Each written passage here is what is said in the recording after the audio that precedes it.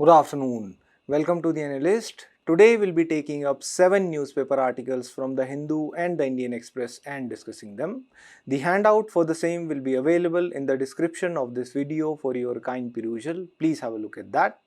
The first article that we'll take up is related to simultaneous elections, as the chairperson of the Joint Parliamentary Committee observed that simultaneous elections are essential for India to become a developed country by 2047, and it is an issue of national interest. The second article is related to India-Brazil relations, as the Brazilian President Lula da Silva is in India with a large business delegation. Additionally, we'll take up 5 articles as prelims pointers which will be helpful for your prelims preparation. The first article is related to simultaneous elections, as the chairperson of the Joint Parliamentary Committee examining the bill has observed that the simultaneous elections are essential for India to become a developed country by 2047, and it is an issue of national interest. Therefore, we'll discuss the need for simultaneous elections in India, the challenges in implementing the simultaneous polls for the Lok Sabha and the state legislative assemblies, and a few suggestions, practical, feasible suggestions for implementing the simultaneous elections in India. This is important in GS2 under the topic Indian Constitution Significant Provisions. The elections are the lifeblood of a democracy, and democracy is based upon the premise of political accountability. As per the doctrine of constitutionality, there must be accountability. We follow a system of collective responsibility, the parliamentary form of the government, where the political executive is responsible to the legislature, to the parliament. But the parliament, the legislature at the union level also has to be responsible, has to be accountable. That has to be accountable to the electorate, because it is upon the trust of the electorate that power is held by our representatives. The government holds the power, the authority, because it represents the will of the people. The members of the parliament, they represent the will of the collective. Therefore, to ensure that the parliament is also held accountable by the electorate, regular elections must be held. Now, what are simultaneous elections then? As per the Niti Aayog, simultaneous elections means structuring the Indian election cycle in such a manner that there is a synchronization of the elections between the Lok Sabha elections and the state legislative assemblies elections, that both are held together. Now, it is not that they have not been held together till now. Simultaneous elections in India have already been held in 1951-52, 1957, again in 1962 and 1967. But thereafter, there were premature dissolutions. For example, the Lok Sabha was also prematurely dissolved, and multiple state assemblies were also prematurely dissolved. Therefore, the elections used to be conducted at different times for the state legislative assemblies and for the Lok Sabha thereafter. Now, what is the need for simultaneous elections? Why is there a debate for holding simultaneous polls? First argument is given from the governance aspect, that when the elections are conducted, the model code of conduct is imposed. When the model code of conduct is imposed, then new welfare schemes can't be announced by the government, because it is the duty of the election commission to ensure that the elections are conducted freely and fairly in India. The Election Commission under Article 324 has the plenary powers to ensure that the elections are free and fair. It has the powers of supervision, direction and control. Therefore, to ensure that there is a level playing field between the incumbent government, between the government, the party in power and the opposition, certain restrictions are imposed when the model code of conduct is in place, that they cannot announce new welfare schemes, because usually there is a recency bias among the voters. The voters may be lured because freebies may be announced by the government which is in power, or welfare schemes can also lure the voters. Similarly, because the election commission has the power to ensure free and fair elections, therefore even the transfers of officials, the appointments, etc., they are done only after getting the approval of the Election Commission of India. Now, these cause delays. Similarly, the star campaigners are also campaigning when there are elections. These star campaigners are usually the ministers, the union cabinet ministers. When they are busy campaigning in different states, and usually there are elections being held in one state or the other almost every year in India, the union cabinet ministers will be busy campaigning there, which affects the work, the legislative work as well as the executive work. Also, the district administration is engaged as well. Whenever elections are held, the manpower at the district administration level is also engaged, which affects the governance work. Another argument for the conducting of simultaneous elections is the legislature, that the parliament or the state legislative assemblies, they are usually disrupted when the elections are coming, because the parties, they seek attention. In order to seek the spotlight, there are logjams in the parliament, in the state legislative assemblies, as they are highlighting sensitive issues, they are seeking the spotlight. Another argument in favor of the simultaneous elections is the economic argument, that when elections are conducted, there is a significant expenditure. That expenditure is borne by the public exchequer, that is funded by the taxpayers' money. Ultimately, there is a massive expenditure if there are frequent elections, and if there are simultaneous elections, the expenditure can be brought down. Also, whenever there are elections, the parties need money for campaigning, and for that they are collecting the money from the voters. There are allegations that there is the usage of money power, muscle power, etc. when there are elections. Therefore, to tackle the corruption, to tackle these malices, if simultaneous polls are held, it can be done easily. Then there are the aggravation of various wines. When there are elections, the communalism is at its peak. Vote bank politics is resorted to by the parties to lure the voters, to enhance their vote share. And if there are frequent elections, it becomes difficult for the government to take up unpopular decisions, to take up structural reforms.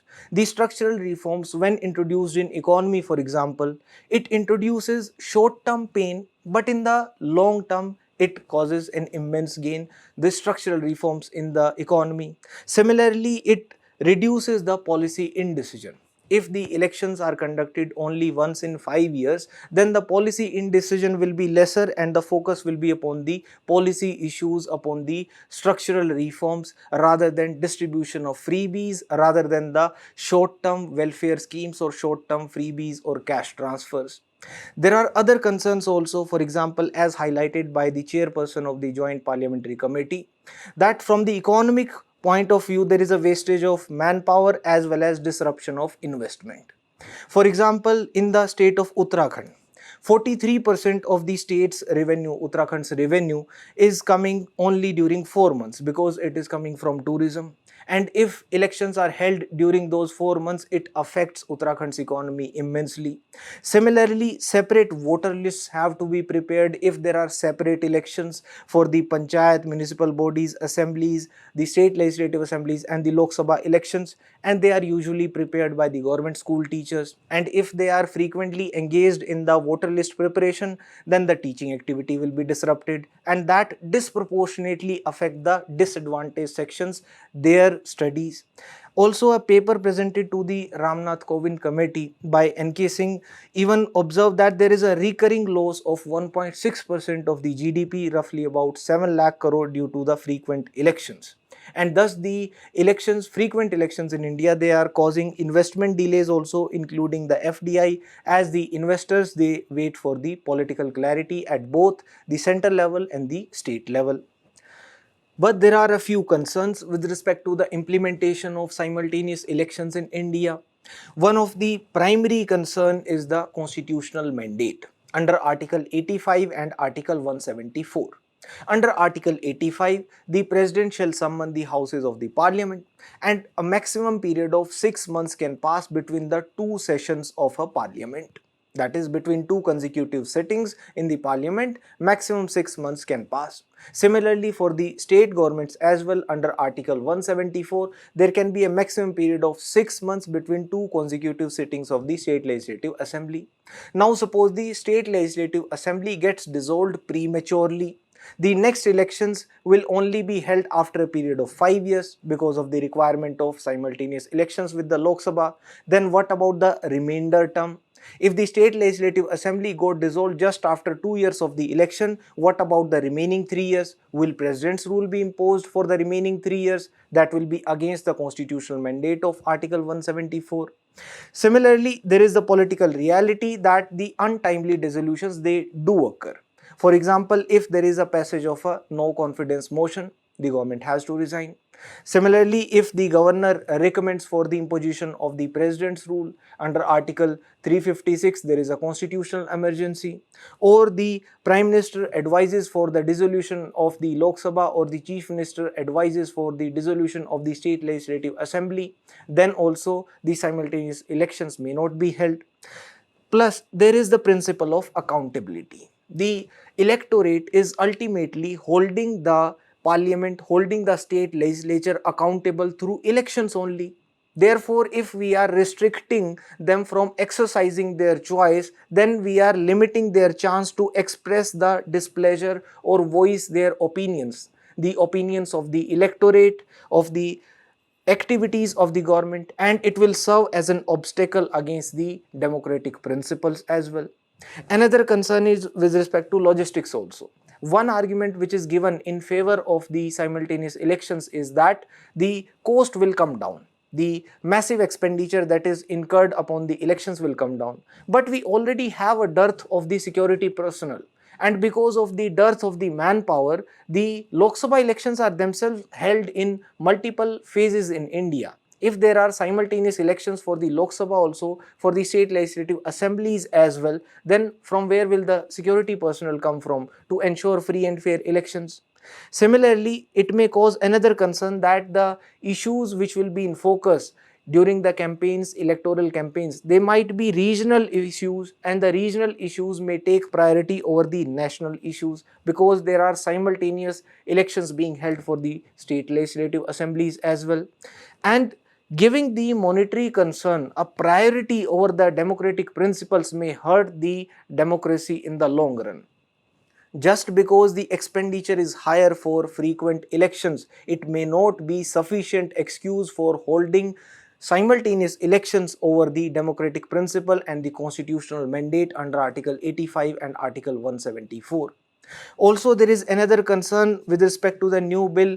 The section 82A clause 5 of the new bill states that if the election commission is of the opinion that elections to any legislative assembly cannot be conducted along with the general election to the House of the People, it may make a recommendation to the President to declare by an order that the election to the legislative assembly may be conducted at a later date. Now, this power as per the new bill is given to the election commission, and the election commission should have that opinion.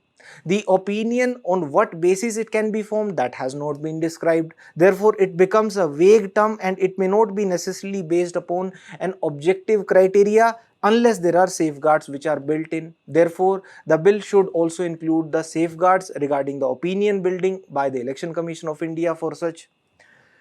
Now, what are some practical feasible suggestions for the implementation of simultaneous elections? The Law Commission of India in its 170th report observed that we can club the elections of the state legislative assemblies and the Lok Sabha for those states for which there is a maximum period of gap of 6 months between their election schedule and the schedule of the Lok Sabha elections. Suppose the elections of a state are scheduled 6 months after or 6 months prior to the Lok Sabha elections, then those can be clubbed together. Similarly, the 79th report of the Parliamentary Standing Committee on Law and Justice observed that we can have a two-phase election schedule. That is, for some states, the elections can be held along with the Lok Sabha elections. For the remaining states, the elections can be held in the mid-term, that is 2.5 years after the holding of the Lok Sabha elections, so that the elections are in a staggered manner. That is, for every 2.5 years there are elections and every 5 years there are elections for the Lok Sabha. And this also can be done if one of the two conditions is met. Only if either a motion is passed for an early general election by a 2/3 majority in the assembly, then only it can be held. Otherwise, there will be again a constitutional clash. Similarly, It can also be done if a no confidence motion is passed for a premature dissolution, and along with the no confidence motion there is no alternative government which is formed within 14 days. Then only that suggestion can be implemented. There are some other practical feasible suggestions. For example, the newly elected house, if there is a premature dissolution in any state legislative assembly, then the newly elective state legislative assembly may be elected for just the remainder of the term, using the remainder term principle, that if there is a dissolution after 2 years of the election, then the next election that will elect for just a period of 3 years, because after a total period of 5 years again there will be elections simultaneous with the Lok Sabha. We can also learn from the German model. In Germany, if a no confidence motion is passed, then along with it a confidence motion is also passed and the alternative government is formed immediately. Or we can also learn from the Sweden model, where a proportional electoral system is formed. That is, the number of seats which are allotted to a political party, they are based upon the number of votes that they shared. That is, as per the vote share, the number of seats are given to the political party. And South Africa has also implemented a form of simultaneous elections. The Joint Parliamentary Committee is also exploring options for the implementation of the simultaneous polls. For example, one of the ideas is to ensure that for the synchronization, initially there can be a shorter initial term for some state legislative assemblies. This is constitutionally defensible as well. For example, if a no confidence motion can legitimately bring down a government within a year, resulting in a curtailed term, then for a one-time measure only, the parliament can legislate this in the public interest, that from the next Lok Sabha election onwards, there will be simultaneous elections in the state legislative assemblies and the Lok Sabha as well, as a one-time measure only. Then we can ensure a synchronization thereafter. The Joint Parliamentary Committee is also examining the remainder term principle. That is, if there is a premature dissolution in a state legislative assembly, then the next election, if conducted in that state legislative assembly, the newly constituted assembly will function for the remainder term only. For example, if there is a dissolution after just 2 years of the election, then the next election, if it is held, then the next legislative assembly will function for a remainder period of 3 years only. This is already used in the Panchayati Raj institutions, where there is even a restriction upon the no confidence motion as well for a certain period. This would effectively even deter political instability, because the representatives, they would know that even if there is a fresh election in the midterm, the election will be valid for the period of remainder term of that state legislative assembly only. Similarly, another question which is under consideration is whether the no confidence motions should be barred during the final year of a 5-year cycle. For example, if 4 years have already passed for the state legislative assembly, the government has been in power there in the state, then for the final year, for the 5th year, the no confidence motion may be barred, that it should not be taken up, as the next elections will only be taken up with the Lok Sabha elections, the simultaneous elections. Now, in the conclusion, you can mention a few ideas that when we are thinking of implementing the simultaneous elections, we need to ensure that we are not putting the cart before the horse, because the logistical issues, they will remain subservient to the legal framework. The excuse of massive economic expenditure or the usage of manpower or governance related aspects, they will always come behind the constitutional mandate under Article 85 and 174. Similarly, we cannot sacrifice the democratic principles for the economic gains. And we need to ensure stable governance, agreed. But we cannot sacrifice the accountability of the legislature to the electorate. Rather, we can focus upon some of the remaining electoral reforms which are waiting in the line. For example, we need to ensure the transparency of funding, to reduce the money power usage in the elections, as there are allegations regarding the corruptions as well, and reduce the paid news regarding the poll prediction. Also, stop the candidates from contesting from more than one seat, and we have already enacted the Women Reservation Bill. Now, there is a mains practice question as well. Discuss the need for simultaneous elections in India. Critically examine the challenges associated with their implementation. Please try to write it. The next article is related to India-Brazil relations. as the Brazilian President Lula da Silva is in India with a large business delegation of more than 600 delegates and is attending the AI Summit. So we'll discuss the significance of Brazil for India, why India needs to engage with the Latin American countries, the challenges in the India-Brazil relations, as well as a few suggestions in this regard. This is important in GS2 under the topic Effect of Politics and Policies of Developed and Developing Countries on India's Interests and Indian Diaspora. First, let us look at the significance of India-Brazil relations. From a strategic point of view, the diplomatic relations between India and Brazil were established in 1948. In 2006, the ties were elevated to a strategic partnership level. And we have deep cooperation with Brazil across plurilateral fora including BRICS, IBSA, India, Brazil, South Africa, G20, G4 grouping, the CDRI, Coalition for Disaster Resilient Infrastructure, and also various multilateral bodies including WTO, United Nations, etc. And even President Jair Bolsonaro, the ex-president of Brazil, visited India as a chief guest in 2020, and more than 15 MOUs, Memorandum of Understandings, were signed between India and Brazil in 2020. And there was a multi-party delegation from the side of India which was sent to Brazil led by Dr. Shashi Tharoor, which explained India's standpoint regarding the cross-border terrorism of which India has been a victim after the India-Pakistan skirmish in 2025.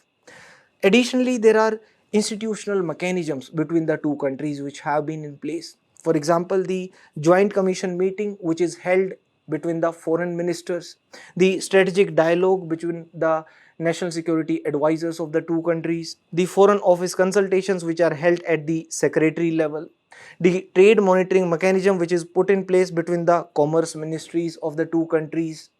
And from the economic point of view specifically, there is significant trade between India and Brazil.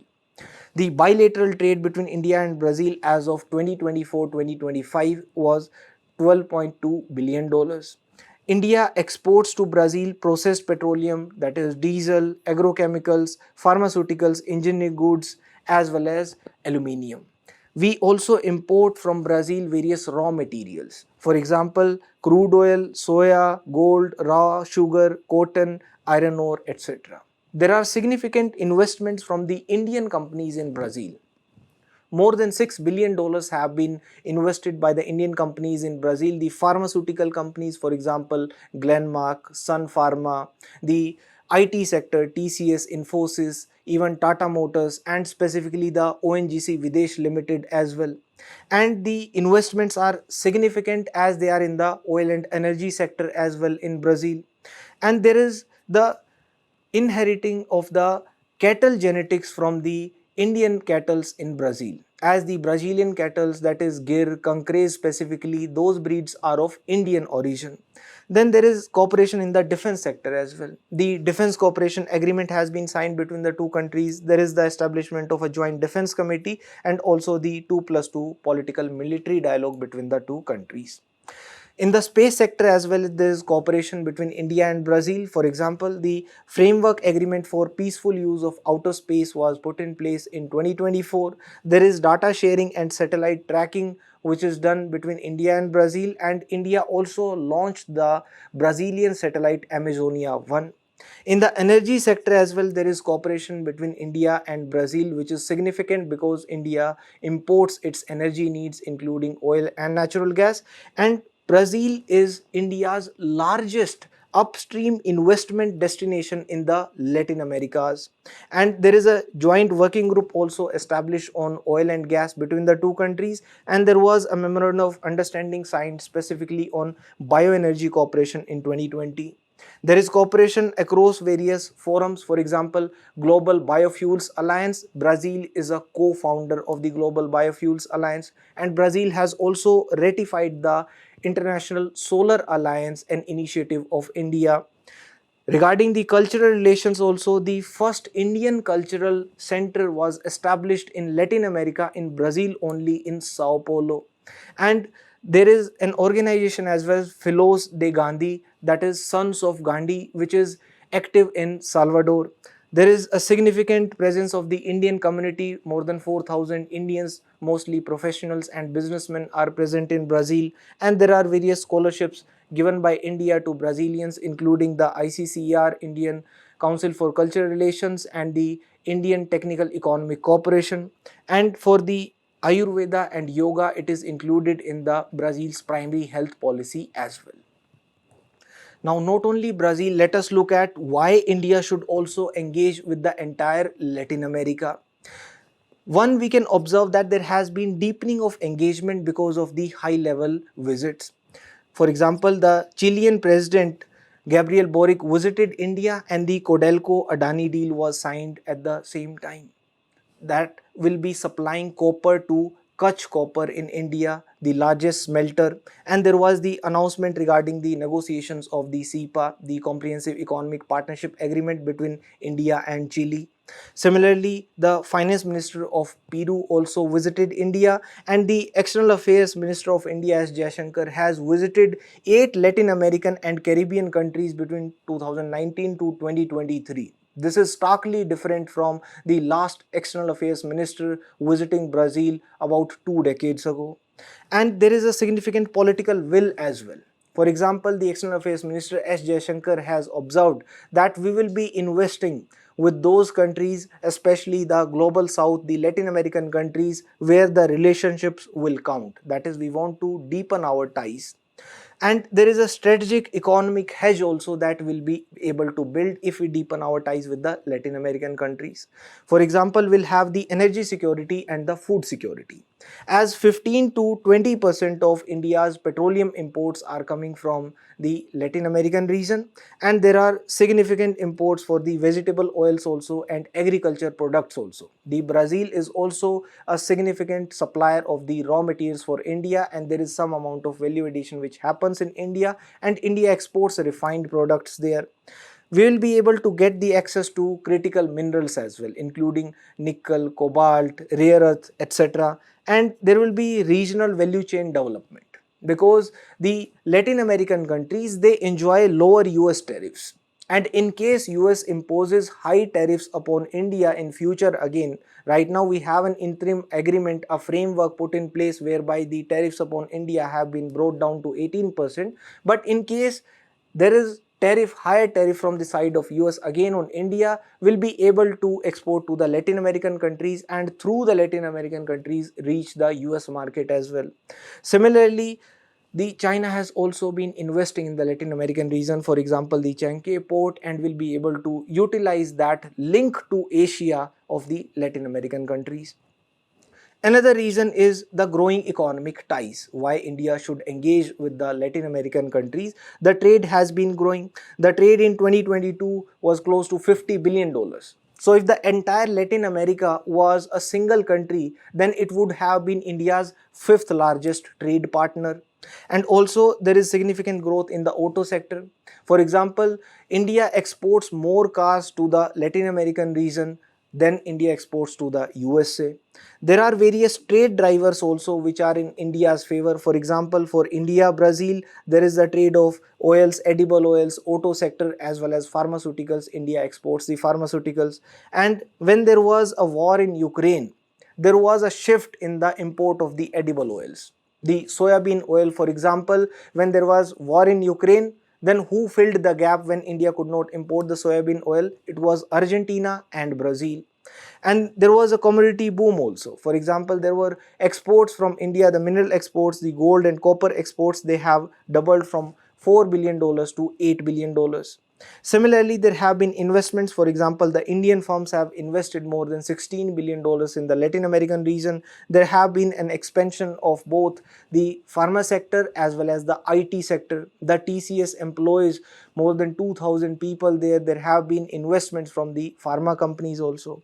The private sector sees the Latin America as a Goldilocks zone, because there are incentives, the drivers are in favor. For example, the purchasing power of the Latin American region, the per capita, if we see, it is more than the Southeast Asia, and also it is less regulated than the USA and the European Union, and at the same time it is more competitive than Africa. Therefore, the trade ties should grow ideally. Then there are political and strategic shifts also which drive India towards Latin America. For example, the G20 focus has also been there with respect to the Argentina, Brazil and Mexico, and the ties with Brazil have been strong because of the linkages through BRICS, IBSA as well as G20. The strategic alignment has also been there because both India and the Latin American countries, they have a shared stance with respect to the active non-alignment and to navigate the waters of international geopolitics at a time of the crisis between Russia and USA as well as China. There are similar positions on the Ukraine war as well. Coming to the social and cultural aspect, India and Latin American countries have historical ties. For example, the exchanges since the 19th and 20th century. There are literary connections also. For example, Rabindranath Tagore, Octavio Paz, Victoria Ocampo. And there are modern interactions also. For example, the football players from Latin American countries, they participate in the Indian Super League also. And therefore, we have various learning opportunities that we can take away learnings from the Latin American countries. For example, learn from their models of conditional cash transfers and also biodiversity conservation as well as renewable energy also. But there are certain challenges with respect to the India-Brazil relations. One of the primary challenge is that of economic diversification, as the trade is mostly driven by the commodity trade. We import raw materials from Brazil, we export refined products there. We can diversify it to the service sector also. At the same time, we face competition from Brazil. There are competition in the agriculture sector, for example, for the sugar, for ethanol, etc. because Brazil is also a large producer of sugarcane, and there have been concerns with respect to Brazil taking up issues against India at the WTO with respect to India's sugar subsidies. Another challenge is the geographical barrier. It is far away. The logistics cost is high, the shipping time is also high, that restricts the trade between India and Brazil. Also, both have their own regional priorities. India focuses upon the Indo-Pacific region, Brazil focuses upon the Latin American region, and there is the China angle also. Because China is the largest trade partner of Brazil, naturally we will be affected if there are closer economic ties between Brazil and China. So what are the suggestions that we can give with respect to the India-Brazil ties? First, we can ensure that there are preferential trade agreements with the other Latin American countries also, between India and the other countries. For example, a preferential trade agreement with the Mercosur as well. And we need to address the tariff and non-tariff barriers. For example, the basmati rice exporters from India, they face various stringent phytosanitary measures, and we can explore a green partnership. For example, India can share the ethanol blending technology with the sugarcane industry of Brazil, and in turn Brazil can give access to critical minerals for India like nickel, cobalt or the rare earths, etc. And there can be institutional mechanisms which can be put in place. For example, the sister city agreements. There can be sister city agreements between New Delhi and Brasilia or Bangalore and Sao Paulo, etc. And there can also be track to diplomacy. The track to diplomacy by actively engaging the think tanks, collaborating with the think tanks. And we can explore the new areas of cooperation. For example, the operationalization of the social security agreement that led to the possibility that both countries can invest in the pension funds of each other. Therefore, such new avenues can also be explored. Now, there is a mains practice question as well. Examine the significance of India-Brazil relations in the contemporary global order. Discuss the key challenges affecting the partnership and suggest measures to strengthen the bilateral ties. Please try to write it. The next article is related to the implementation of Citizenship Amendment Act. This is important in GS2 under the topic governance. Before coming to the article, let's discuss a few provisions of the Citizenship Amendment Act and the concerns associated with it. The Citizenship Amendment Act provides that the Indian citizenship can be granted to the people belonging to Hindu, Buddhist, Jain, Sikh, Parsi and Christian religions who have immigrated into India from the Muslim majority neighboring countries Bangladesh, Afghanistan and Pakistan. The Act provides that they must have entered into India before December 2014 and they must be facing religious persecution in their home countries from where they have come, or they have had a fear of religious persecution. Now, what are the benefits under the Citizenship Amendment Act? They are provided fast track citizenship. That is, usually the citizenship through naturalization is provided if a person has been staying in India for a period of 12 months consecutively recently, or he has stayed in India for 11 years out of the previous 14 years. The Citizenship Amendment Act provides the benefit that the citizenship through naturalization can be provided after a period of only 5 years rather than 11 years for the people who are eligible beneficiaries under the Citizenship Amendment Act. It also defines the illegal immigrant. The illegal immigrant is defined under Section 2 of the Act. The illegal migrant is a person who has entered into India without valid travel documents, that is without valid passport or valid visa, or he has entered into India with valid documents but he has overstayed beyond the legally permissible limit. Now there are certain exceptions also under the Citizenship Amendment Act, that is the persons who will be granted the citizenship under the Citizenship Amendment Act, they will not be allowed to settle down in the 6 scheduled areas, that is the tribal areas in Assam, Meghalaya, Tripura and Mizoram. Also, they will not be allowed to settle in the inner line permit areas of Arunachal Pradesh, Mizoram and Nagaland. Now there are certain concerns with the Citizenship Amendment Act. First, it is adopting a religion-centric approach. It is listing down the religions, the persons belonging to these religions only will be able to avail the benefits under the Citizenship Amendment Act. That is mentioning the religions Hindu, Sikh, Buddhist, Jain, Parsi and Christians. The Jews have not been mentioned and Muslims have not been mentioned, which goes against the constitutional ethos. The constitutional ethos is secular in nature. The word secular is explicitly mentioned in preamble. The secular ethos is observed through various constitutional provisions, particularly Part 3 in the Constitution. For example, Article 14 providing for equality before law and equal protection by the laws. The Article 25 providing for the freedom of religion, the freedom to practice, profess and propagate one's religion, freedom of conscience as well. Whereas listing down particular persons belonging to particular religions goes against this secular ethos. Then there are technical legal shortcomings also. For example, the Joint Parliamentary Committee had also observed that the language, the drafting should have used the word persecuted minorities.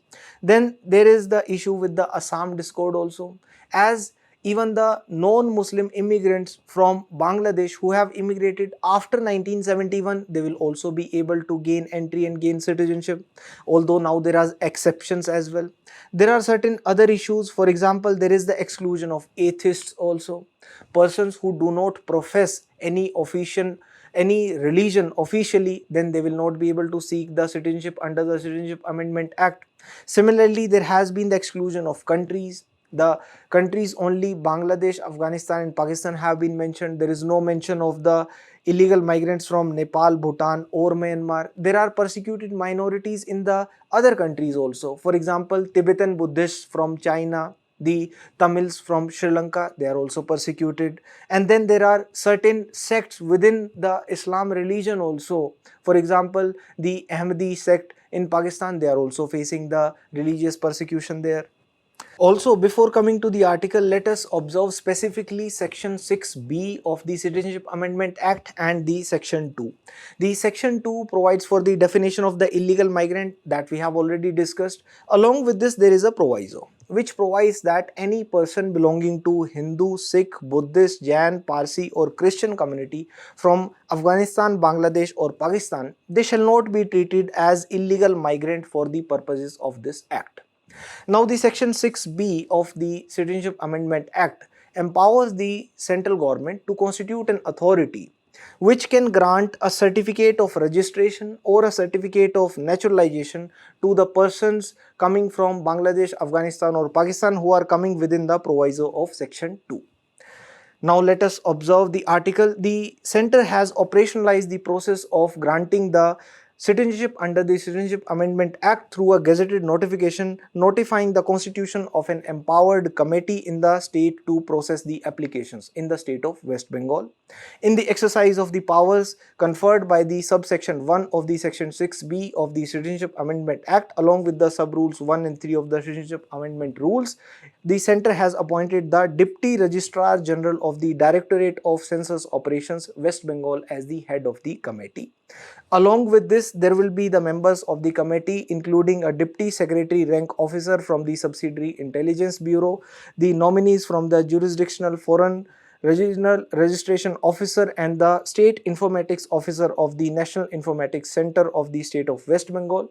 Now the job of this committee will be to scrutinize the applications from the eligible persecuted minorities as defined by the Citizenship Amendment Act, coordinate with the district verification bodies and approve or reject the citizenship grant. The next article is related to the consent required from the parents for marriage, as the government of Gujarat is mulling introducing a law for the parental consent for marriage. This is important in GS2 under the topic governance. The Gujarat government's move to mandate the consent of the parents for the registration of a marriage is against the constitutional rights of the individuals, the right of the individual to marry a person of his or her choice, the agency and the personal autonomy. These are the key aspects of Article 21. The Article 21 provides for the right to life and personal liberty. It is a single line article that no person shall be deprived of his life or personal liberty except according to the procedure established by law.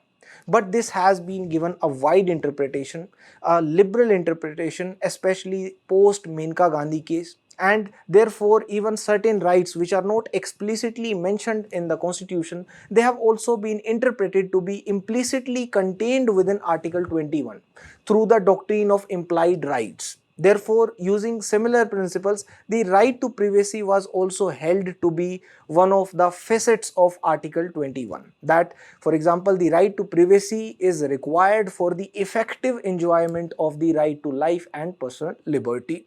This has been interpreted by the Supreme Court to even include the freedom to choose one's life partner without external interference. Even the high courts have also been liberal in this regard, and they have been routinely providing protection to the couples who are seeking the police protection from their own families. Now, requiring the parental consent for the registration of marriage, this seems to be an attempt, as per the author, to curb the interfaith and the intercaste marriages.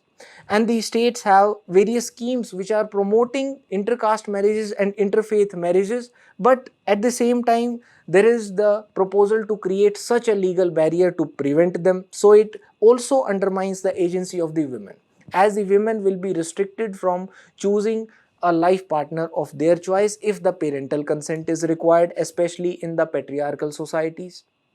For this, there are a few observations of the Supreme Court. For example, in 2021, in the Lakshmi Bai versus State of Karnataka case, the Supreme Court reiterated the consent of the family or the community or the clan is not necessary for the adults to marry. The choice of an individual is an inextricable part of their dignity, and dignity cannot be thought of if there is an erosion of choice.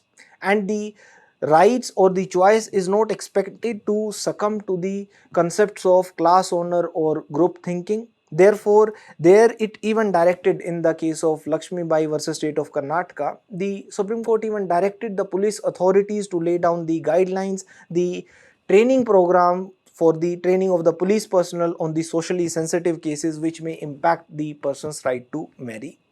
Then in 2018, in another case, the Supreme Court in Shafin Jahan versus KM Ashokan observed that the individual has a right to marry, one's own choice has to be there, the right to choose even a religion as well. There it even overruled the Karnataka High Court verdict, where the Karnataka High Court had invoked the doctrine parens patriae, a legal doctrine whereby it is allowed for the state to play as a guardian for the individuals who are unable to take care of themselves. But here the Supreme Court in the Shafin Jahan case had upheld an individual's, an adult's right to marry a person of his or her choice, and also even right to choose a religion. In Lata Singh versus State of Uttar Pradesh case, the Supreme Court had also recognized the family as a site of violence and protected the intercaste marriages. Similarly, in the Delhi High Court in 2009 and the Allahabad High Court subsequently in 2021 even struck down the mandatory 30-day notice which is required if a marriage is to take place under the Special Marriage Act. That is not requiring now a 30-day notice for the couple's intention to marry under the Special Marriage Act, as it was cited to be an invasion of privacy even from the family. But there is a counter judgment also. For example, in Supriya Chakrabarti versus Union of India, here the court observed that there is no legal recognition to the unions other than the heteronormative ones, and there is even no fundamental right to marry. In the Supriya Chakrabarti judgment, there were certain criticisms also, certain concerns raised by the constitutional scholars. For example, here the emphasis is provided in this judgment to the majoritarian morality, which takes precedence over the constitutional morality. Thereby, therefore, there was a narrow interpretation of Article 21 in this case, and the right to life, even the conservative principle is, if there is a right to life, then there must be a right to marry as well, because procreation, as per the conservative principles, is a primary purpose of life, the right to life also. The next article is regarding the implementation of the Sankalp scheme. This is important in GS2 under the topic governance. Before coming to the article, let's observe a few details regarding the Sankalp scheme. This is the skills acquisition and knowledge awareness for livelihood promotion program. This was launched in 2018, and the nodal ministry for the Sankalp scheme is the Ministry of Skill Development and Entrepreneurship. Now, this project is assisted through the World Bank loan, and it is aligned with the objectives of the National Skill Development Mission. Now, what are the core objectives of the Sankalp scheme? It is to transform the overall skilling ecosystem itself. For example, to ensure that in the skilling system there is an enhanced access, quality and the capacity building of the skilling ecosystem. The skills training is provided for the female trainees and other disadvantaged groups. Also, it encourages the innovative best practices at the local level, so that the local entrepreneurs, the local best practices, they can be promoted. The key result areas for the Sankalp scheme are the strengthening of the institutions. The institutions for the skill development have to be strengthened at both the national levels, the state levels and also at the district levels. It also seeks to ensure that there is quality assurance. The quality assurance of the skill development programs and the inclusion of the marginalized population in the skill development, and also the expansion of the skills through the public-private partnerships as well. Now, coming to the article, it provides for the implementation data regarding the Sankalp scheme. The progress has been rather slow.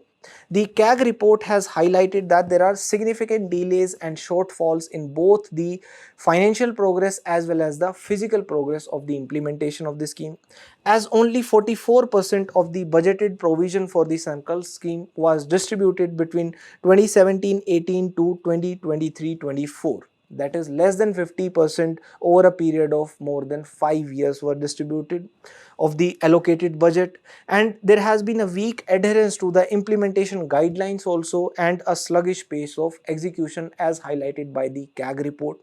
The Sankalp scheme, it was designed to strengthen the short-term skill training through better institutional frameworks, enhanced industry linkages, and to ensure targeted inclusion of the marginalized communities as well.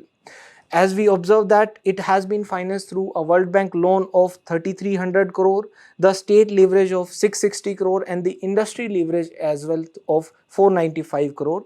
And it was originally scheduled for completion by 2023 itself, but later on extended to March 2024. The World Bank did its part. It disbursed about 86%, but the ministry utilized only about 50% of what was disbursed by the World Bank as of December 2023. The CAG report attributed a part of this delay to the known preparedness within the ministry before the commencement of the loan period. The Public Accounts Committee members, they have also echoed similar views. They have questioned the government over the absence of a central monitoring mechanism and the gaps in the due diligence in the implementation of the Sankalp scheme. The next article is related to the US-Iran conflicts and what are the stakes for India. This is important in GS2 under the topic Effect of Politics and Policies of Developed and Developing Countries and Indian Diaspora. The US has been adding naval firepower in the Gulf region, in the Middle East region. For example, recently now a second US Navy aircraft carrier is set to join several missile-equipped destroyers there and shallow water capable littoral combat ships that have already been deployed to the waters around Iran, and therefore the situation has been tense. We can observe the US airbase and the destroyer in the Gulf region which are located nearby Iran. What has it led to? This has led to the increase in the crude oil prices. The crude oil prices have hit to the highest point in the past 6 months. They have been increasing ever since the US-Iran tensions have been increasing. We can observe that through the graph. Now, the Iran has also accused the USA of violating the UN Charter. The UN Charter provides, particularly the Article 2 subclause 4, that there should not be a use of force against the other member nations, that it prohibits the threatening or the use of force against the territorial integrity or political independence of any other state. Whereas Trump has said that Iran has about 10 to 15 days to come to a meaningful deal with USA. This is seen as a kind of an ultimatum issued to Iran. Now, the problem is the oil market, that India is dependent upon the imports regarding its energy security, and a military action against Iran would choke the supplies of oil from Gulf to India. As the regime, if cornered, the Tehran regime, if cornered, it could disrupt the energy flows via the Strait of Hormuz, which is a significant choke point in the Gulf region, and it connects the Persian Gulf and the Gulf of Oman.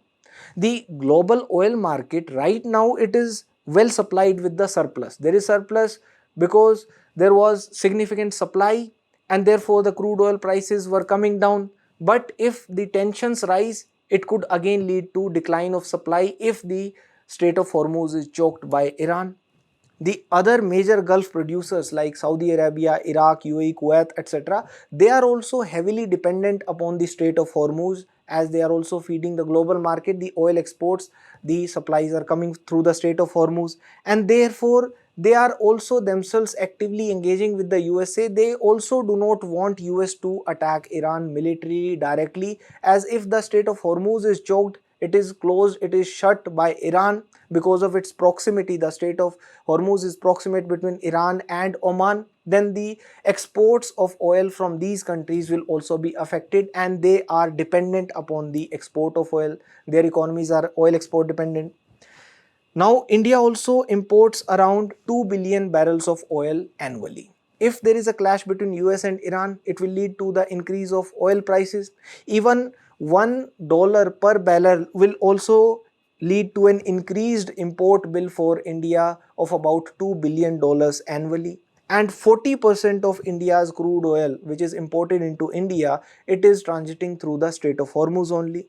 Therefore, it becomes the world's most important oil transit choke points, and it handles approximately 1/5 of the global liquid petroleum consumption and also the global LNG trade. And this waterway which connects Iran and Oman, connecting the Persian Gulf with the Gulf of Oman and the Arabian Sea, it sees the transport of about 15 million barrels of crude, and 20% of the global LNG volumes pass through it every day. Whereas there are some pipelines, there are alternatives to the Strait of Hormuz also. Some pipelines are existing in the Gulf states to bypass the waterway, but their capacity is very less. Even at the full utilization, that will be about 9 million barrels per day. That is just about 9% of the global demand. Now, there are some analysts who say that a full blockade of the Strait of Hormuz from the Iran would be self-destructive for the Iran itself, as it will alienate China also, and the largest importer of oil from Iran would be alienated. and it might infringe upon the territorial waters of Oman also, because Oman is also right next to the Strait Hormuz, and therefore soaring the relations with a neighbor which is a kind of an intermediary between the Iran-US talks will also not be helpful for Iran, and there can be international military retaliation also, because the global importers, they are also dependent upon the oil which is passing through the Strait of Hormuz. Therefore they might also enter into the military intervention, and the US is also interpreting the previous confrontations because it wants to reinforce the current assumptions that any future strike, it will be similarly low risk. But these assumptions are also based upon US's own high oil production levels and the belief of USA that the West Asian heavyweights like Saudi Arabia, they can quickly recover from any disruption, even if there is a short-term disruption because of the choke point of Strait of Hormuz. The next article is regarding the Board of Peace, as India is now an observer in the Board of Peace. This is important in GS2 under the topic Effect of Politics and Policies of Developed and Developing Countries on India's Interests and Indian Diaspora. The Board of Peace is a project of Trump. This was announced by Trump in September 2024, and originally it was supposed to be a Gaza focused plan. But later on, the mandate of Board of Peace has been expanded by Trump, expanded to include resolving global conflict, and does not even mention Gaza now. The members of Board of Peace include the members from the West Asia, for example, the significant powers, that is Israel, Egypt, Jordan, Saudi Arabia, UAE, Qatar, Turkey and Bahrain.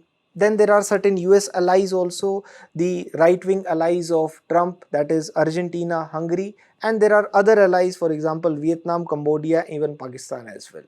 But there are certain notable absentees. For example, Russia is not a part of Board of Peace, China is not there, even France and UK, they are P5 members, they are not part of the Board of Peace.